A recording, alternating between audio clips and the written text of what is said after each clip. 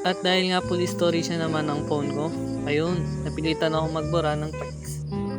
Pero bago ko pa man i-delete, na-realize ko na ang dami ko palang clips na naiipon sa loob ng ilang buwan. Grabe, parang bawat moment gusto ko i-record, pero wala akong time i-edit.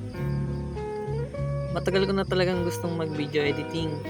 Gusto ko sana gumawa ng vlog or kahit simpleng montage lang. Pero ayun nga, panay procrastinate lang ako.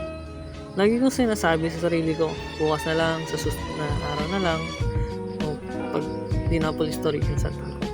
Hanggang sa dumami na nang dumami yung mga clips na di ko na alam kung saan ko sisimulan.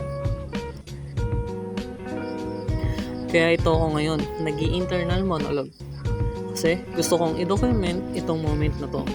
Kaya ito, ang day 1 ko, puno. Ewan ko ba? Habang sinusulat ko to, naisip ko rin na baka ito na yung simula. Yung tipong simpleng araw lang, pero may halong motivation. Sana nga lang tuloy-tuloy to, kahit pa unti-unti. Basta may progress. Kasi kung hindi ko sisimulan ngayon, kailan pa? Kaya ikaw, kailan ka magsisimula?